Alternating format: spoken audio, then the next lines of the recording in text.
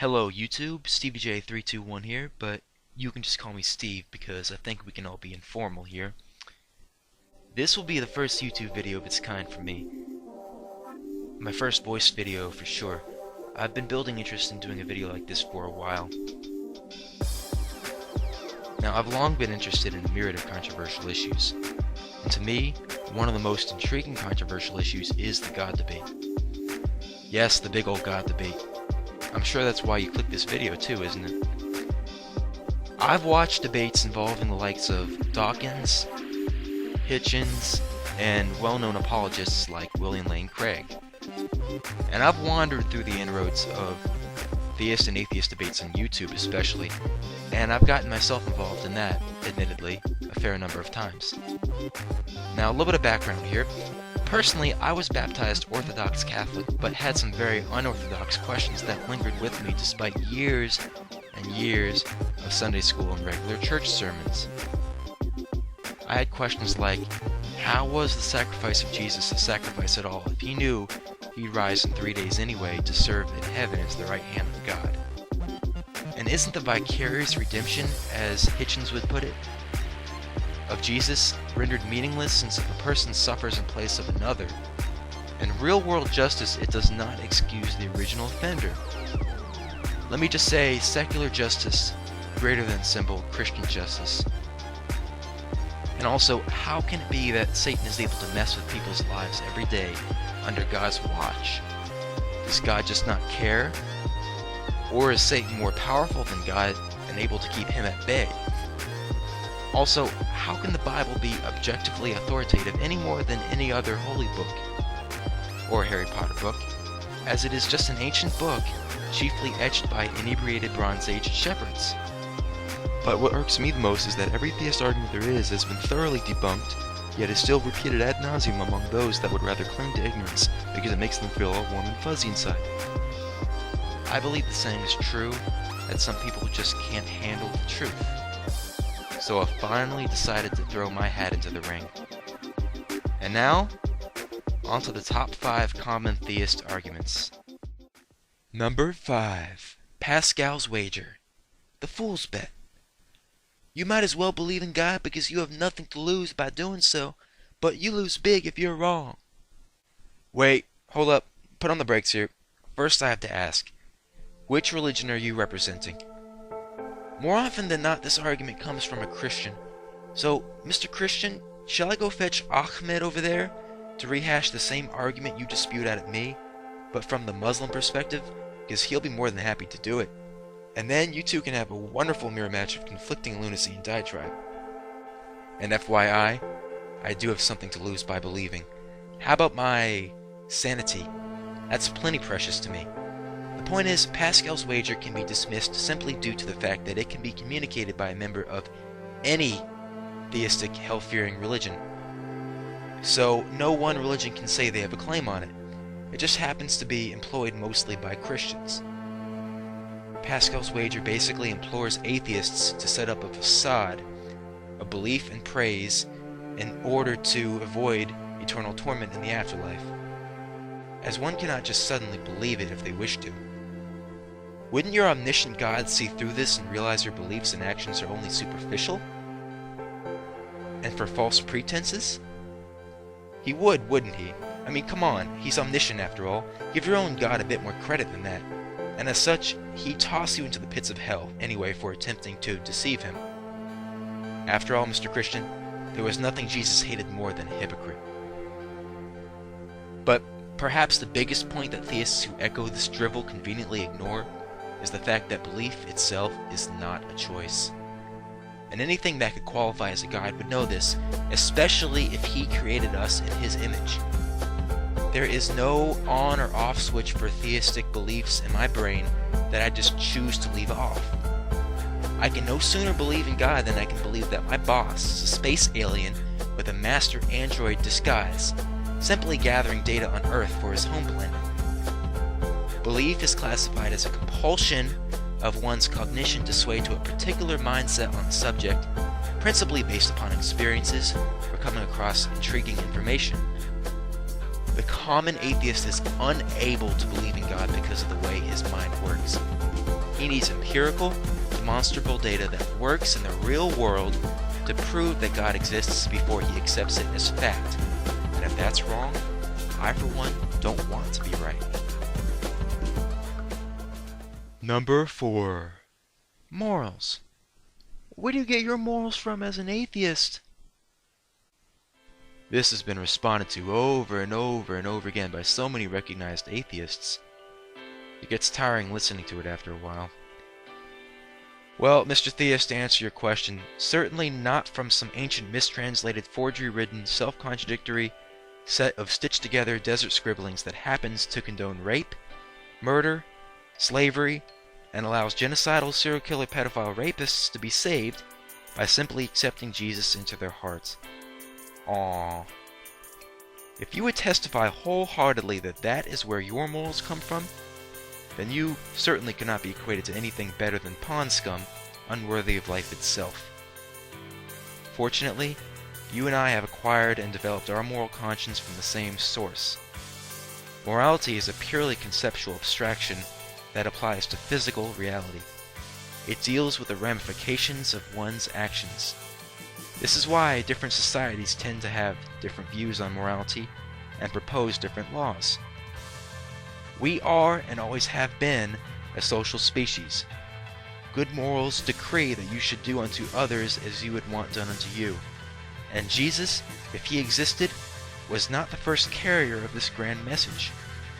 If we did not adapt as a culture with this particular mindset guiding us along the way, we would not be where we are now. We could not be where we are now. We'd likely still be in the Stone Age, or still apes. Only with a touch less class than the Flintstones, what with the flinging of feces and whatnot. Hence, morals have been with us to some varying degree as an evolutionary trait, since at least the dawn of simians. That's where morals came from for me, my parents, you, your parents, everybody's family tree. But perhaps the same cannot be said about your territorial Rottweiler that bit the mailman in the ass last week. Number 3. Shifting the burden of proof. You can't prove God doesn't exist. Oh boy, you got me there. You're absolutely right. I can't. Nor can you prove that the Hindus' Brahma is not the true God of creation. Now, watch your tongue or you may just get reincarnated as a housefly that gets swat at. But do you know what I believe in? I believe in the boogeyman that lives underground where nobody has yet to find him. And every day or so he kidnaps a young child to feed on. This is why we are constantly inundated with worldwide reports of missing children. It makes sense as it accounts for many missing children, don't you think? Especially the ones that are never found.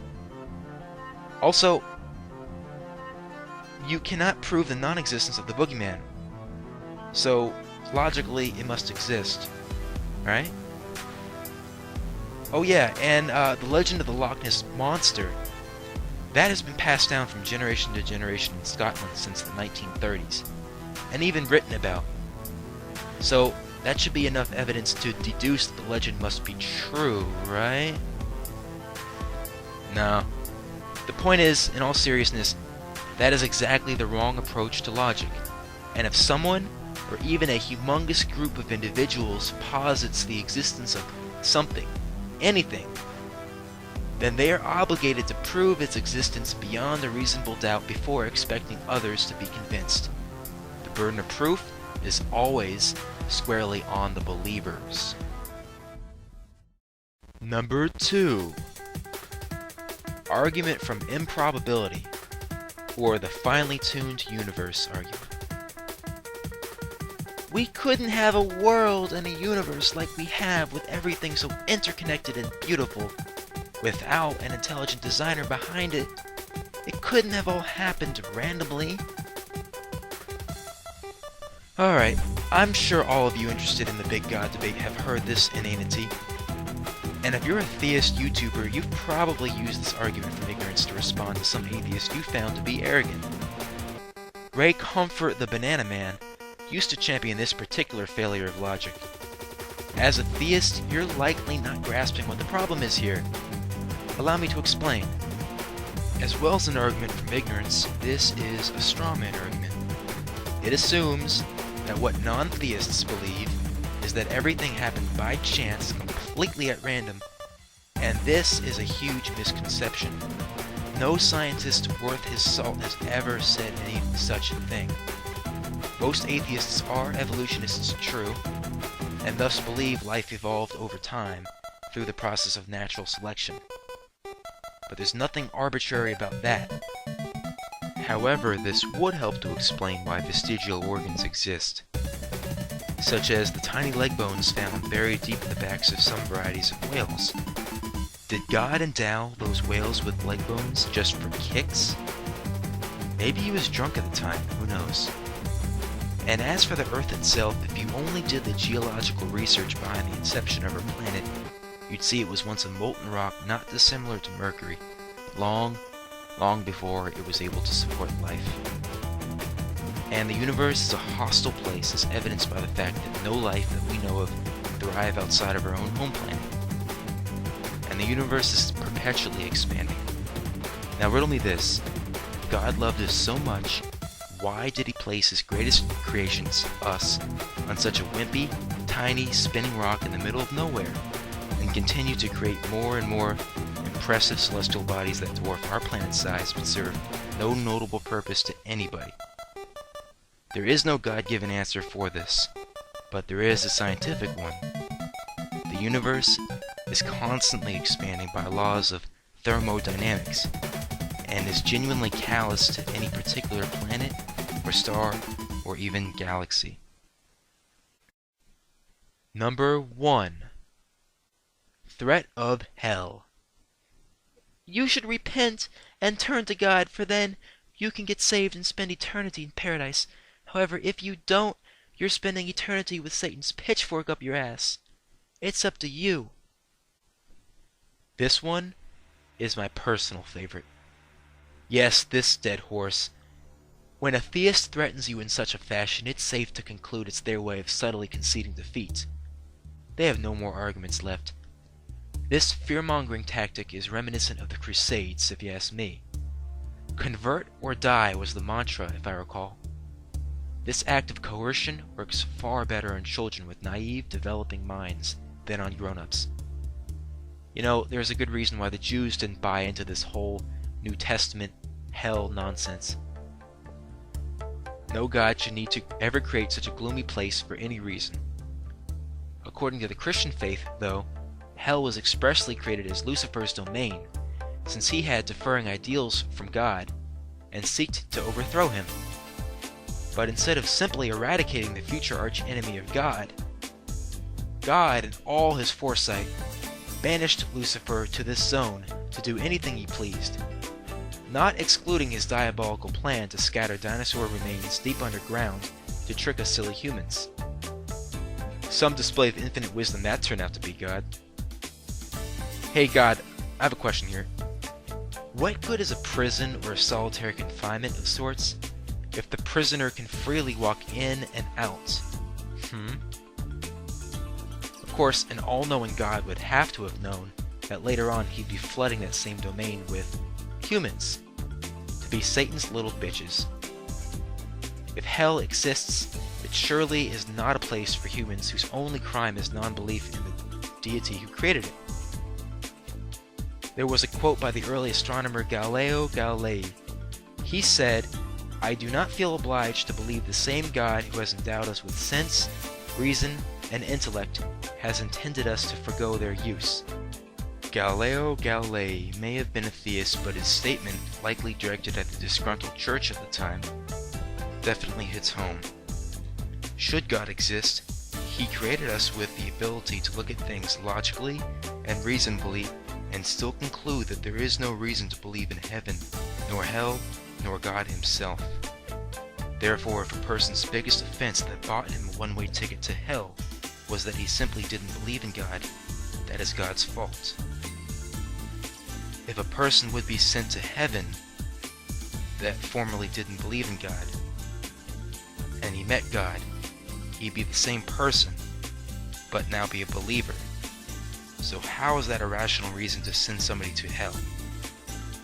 God is thereby holding us accountable for his greatest mistake, not showcasing his own existence.